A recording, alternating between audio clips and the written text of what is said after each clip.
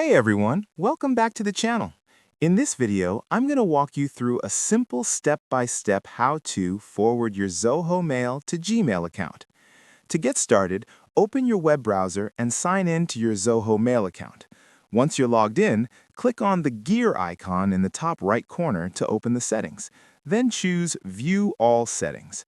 From the left-hand menu, select Mail, and then go to the Email Forwarding and POP/IMAP section.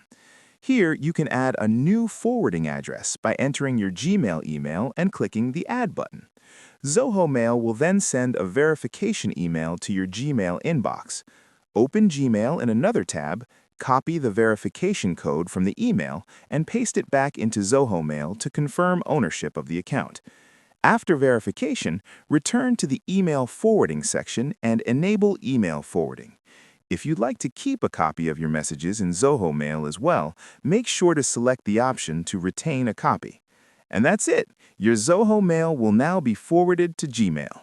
Thanks for watching. If you found this video helpful, don't forget to like, share, and subscribe for more easy tech tutorials. See you in the next one.